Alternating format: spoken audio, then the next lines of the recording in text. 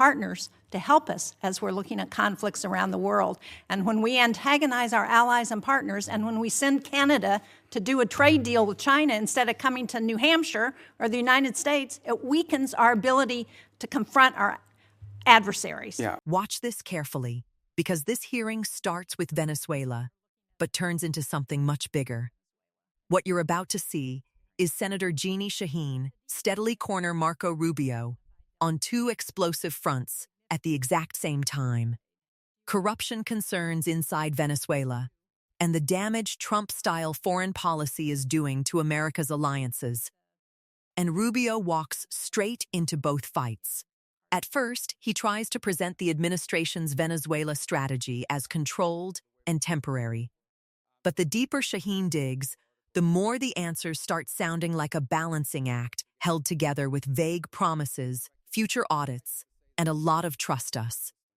Pay attention to how quickly the conversation shifts from "this is under control" to "well, we're dealing with corrupt people because we have to."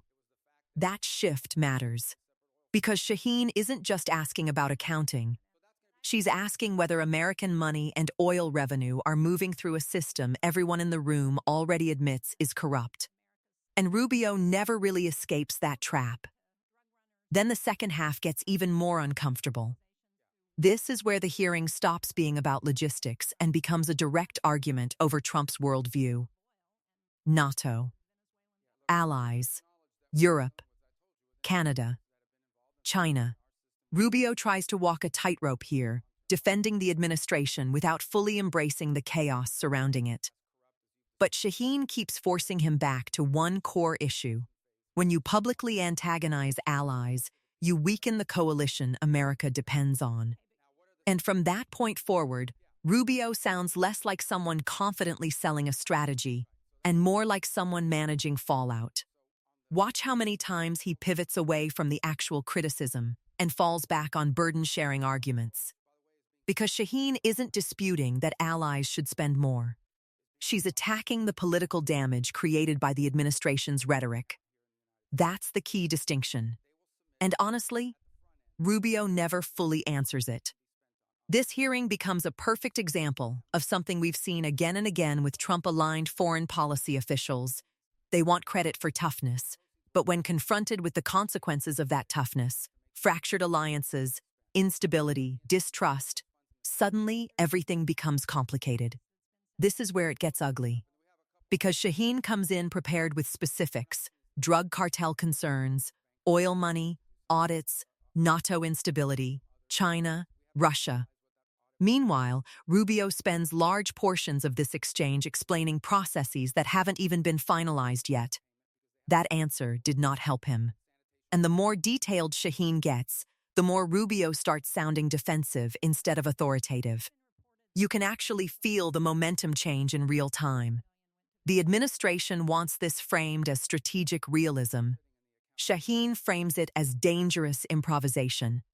That contrast drives this entire exchange. Thank you. I'm pleased that we are looking at a diplomatic presence in Venezuela in the near future. I think that's very important. But the DEA has reportedly identified Delcy Rodriguez as a significant actor in the drug trade. Do you agree with that? And if you do, how are we to assure the American people that the money that's going to Venezuela is not going to any of the cartels or drug running? Yeah, and that, well, first of all, on the first point, I would say she's not indicted the way Maduro and his wife were. So I'm not going to speculate about newspaper articles and what law enforcement is working on. If, in fact, there were such an investigation, I mean, that's something that we would speculate on. Suffice it to say that this was not a normal system. We all should stipulate to that, okay? That regime, as everyone understood, was held together by corruption. The glue that kept people together was not loyalty to Maduro. It was the fact that these 5 guys had 5 separate oil fields that were assigned to them. These people had drug routes. I understand that. So that's going to be I'm not defending the regime. In fact, I'm concerned that we haven't really changed the regime enough, and that America's dollars are still going to drug runners and to significant organizations who we don't want to have benefit from the funding that we're selling now of oil and providing to the Venezuelan Yeah, government. look, no, I acknowledge that we are dealing with, I told you, with individuals that have been involved in things that in our system would not be acceptable, would not be acceptable to us in the long term. By no means is our policy to leave in place something permanent that's as corrupt as you've described. We are in the transition and stabilization phase. We are just acknowledging reality, and that is you have to work with the people that are in charge of the elements of government. Okay, but now, can what you are the reassure systems? people that Yeah, so the money way is that- not going, Yeah, continuing to go to the drug cartels? Right, so that's the process that I outlined to you. So on the sanctioned oil, the oil that requires U.S. permission to move, that oil, the proceeds of that oil, which by the way is being sold at market price, not at the discount Venezuela was being Right. forced to sell, is being deposited into an account that ultimately will become a U.S. Treasury blocked account here in the United States. They will submit, we will at the front end say this is what this money can be spent on these things. We will submit to them. They will submit to us a budget request. We want to use this money for these things, and part of the proceeds will go to fund a audit process to make sure that that's how the money is being spent. So and that's how there is- we intend to handle those funds in the short term. There's an actual audit process that's been set up? Who is It will be set up, and responsible? we have a couple options. One option is the XM Bank. They have expertise as bankers in being able to do some of that option. There may be some others in place. We haven't finalized what that audit process would be. We've only made one payment, and that payment we did, and retrospectively will be audited, but it was important we made that payment because they had to meet payroll. They had to keep sanitation workers, police officers, government workers on staff. It was a $300 million payment. Right, so it's been reported that the oil sold for $500 million, that $300 million went to Venezuelan government. What happened to the other $200 million? It's still sitting in the account, is my understanding at this time. The account in Qatar? Well, the account, yes, but that will ultimately be that's a short-term account. Ultimately, it will be a U.S. Treasury blocked account in the United States. And will it also be audited? Correct. Well, the audit will be on the expenditures. At the front end, we'll tell them this is what the money can be spent on. Again, I'm not talking about all the other revenues the Venezuelan government may have. We're talking about the revenues from the sanctioned oil. At the front end, we will say this is what the allowable expenses are. And then they will agree to fund, as part of the overall cost, they will pay for and fund an audit system acceptable to us to ensure that that's how the money was spent. And can you report to this committee once that audit system is set up? Oh, absolutely. Right there, that's the problem Rubio never really solves. Shaheen starts with a devastating premise. If the regime is corrupt, if key figures are allegedly tied to drug operations, and if the United States is now helping manage Venezuelan oil revenue, then how exactly are Americans supposed to trust where this money is going? That's the entire trap. And Rubio's first instinct is caution. Notice how quickly he avoids directly validating the DIA allegations. He immediately retreats into technical language, no indictment, no speculation, no confirmation. But then something important happens. Even while avoiding specifics, Rubio basically admits the broader corruption problem exists anyway. He openly describes a regime held together by corruption and power-sharing arrangements. So now, the contradiction becomes unavoidable. If the system is that compromised, why should anyone believe the money flow is safe? This is where Shaheen gains control of the exchange, because she doesn't let Rubio stay in abstraction. She keeps dragging the conversation back to accountability, audits, oversight, where the money is sitting, who controls it, what happens to the missing $200 million. And Rubio starts answering like someone trying to stabilize a narrative in real time. Watch how often the explanation depends on future safeguards instead of existing ones. The audit will be set up. There are options. We haven't finalized it yet. That's not certainty. That's process language. And politically, process language is dangerous when the accusation involves corruption, especially when Rubio admits they already moved hundreds of millions before the full audit structure was finalized. That's the moment viewers are going to replay. Because Shaheen essentially exposes the timeline problem, the administration already pushed massive money flows through the system before fully locking down the oversight mechanism. That is exactly the kind of thing critics of Trump-era foreign policy jump on immediately, acting first, formalizing accountability later. And notice something else. Rubio keeps framing urgency as justification. They had to move fast. Venezuela needed payroll. Sanitation workers needed funding. The government needed stabilization. But urgency can explain risk. It doesn't erase risk. That distinction matters. Shaheen understands that the hearing isn't just about Venezuela. It's about trust. Can the administration be trusted to manage international power arrangements involving oil, sanctions, and unstable governments without creating another opaque mess? And Rubio never fully puts that concern to bed. Instead, the answers become increasingly managerial. Not inspirational, not confident, managerial. That's usually a sign someone is trying to contain political damage instead of dominating the hearing. Then comes the transition into NATO. And honestly, this is where Rubio's balancing act gets even harder. Because now he's no longer defending a temporary oil arrangement. He's defending the broader consequences of Trump-style diplomacy itself. And Shaheen sees the opening immediately. Absolutely, yeah. I'd like to change the topic in my short time that I have left, because when you were a member of this committee, you authored legislation to prevent President Trump from unilaterally leaving NATO, you and Senator Kaine.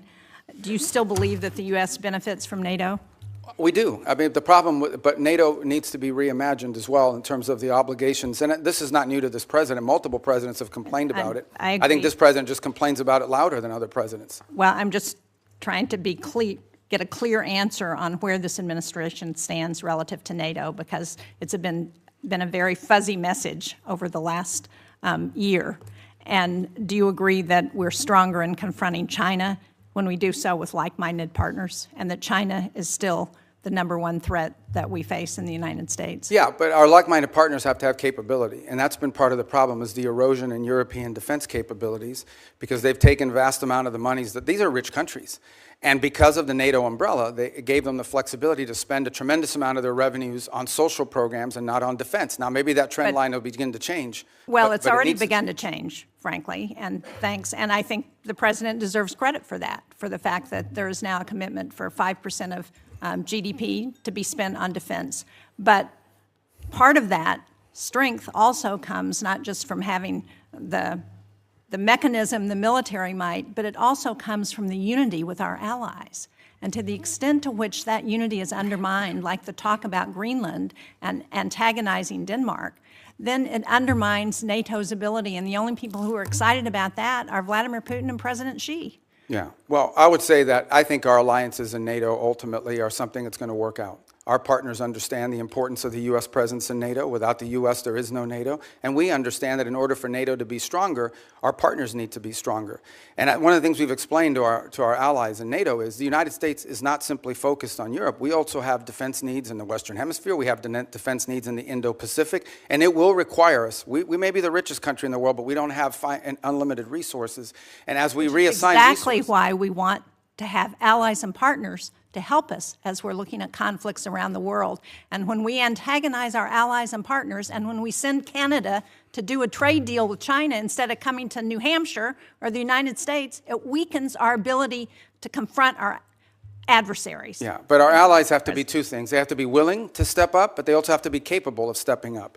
And frankly, many of them have not. I mean, Spain is still not doing the 5%. I mean, there are countries that are still not doing. And in fact, Marco Rubio yesterday pointed out that if without the United States, the countries of Europe would have to spend 10% of their GDP for the next 20 years to be able to make up the whole. So I do think there needs to be a rebalancing, and hopefully we'll have cooperation. I think we will. Rute has done a great job of managing all And I'm not arguing that point with you. As I said, I agree with what the president has asked of our European allies. What I'm arguing with you about is that his rhetoric is undermining NATO and our partnerships with our allies, and that's a problem. Thank you, Mr. Chairman. This is the moment everything shifts. Up until now, Rubio could hide behind operational explanations, budgets, accounts, audits, transition phases, but NATO is different. This is ideology territory now. And Shaheen comes directly at the administration's credibility with allies. Notice how carefully she sets the trap. First, she gets Rubio to acknowledge NATO still matters. Then, she gets agreement that confronting China requires strong alliances. Only after securing those admissions does she deliver the real punch. If alliances matter, why is the administration constantly antagonizing allies? That's the hit. Greenland, Denmark, Canada, trade tensions, public rhetoric.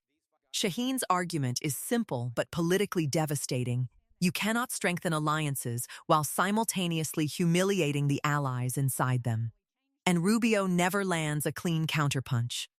Instead, he defaults back to burden sharing. European spending, defense obligations, the same talking points the administration always uses. But here's why that answer feels incomplete. Shaheen already agreed allies should spend more. So Rubio ends up answering a different question than the one she actually asked. That wasn't an answer, that was damage control. The core criticism was about trust and stability. Rubio responds with GDP percentages. And from this point on, he's reacting, not control. Watch his posture throughout this section. He keeps trying to reframe Trump's aggression as necessary leverage. But Shaheen keeps dragging the focus back to the political consequences of that leverage. That's why the line about Putin and Xi matters so much. Because Shaheen reframes the administration's rhetoric not as strength, but as strategic self-sabotage. That changes the entire tone of the exchange. Now Rubio is no longer defending policy outcomes. He's defending the atmosphere created around American leadership itself. And honestly, you can hear how cautious he becomes. He repeatedly says NATO will work out. That phrase stands out. Not is strong. Not has never been stronger. Not our alliances are secure. Will work out. That's a very different level of confidence, especially from a Secretary of State trying to reassure Congress about global stability. Then Shaheen lands one final shot that quietly becomes one of the most important moments of the hearing. She argues that America's adversaries benefit when allies drift apart. That line cuts deeper than people realize, because it reframes internal Western tension as a geopolitical advantage for Russia and China. And Rubio doesn't directly rebut it. He pivots again toward capability and spending. But the emotional momentum of the hearing is already gone. By the end of this exchange, Shaheen looks like the person pressing for alliance stability and institutional accountability, while Rubio looks stuck defending instability as the unavoidable cost of strength. That contrast is brutal politically. And this hearing exposed a recurring weakness we keep seeing from Trump-aligned officials in congressional settings. They're comfortable projecting toughness, but much less comfortable explaining the long-term consequences that come with that posture, especially when senators force them into specifics. Because specifics slow down slogans. And once that happens, the cracks start showing.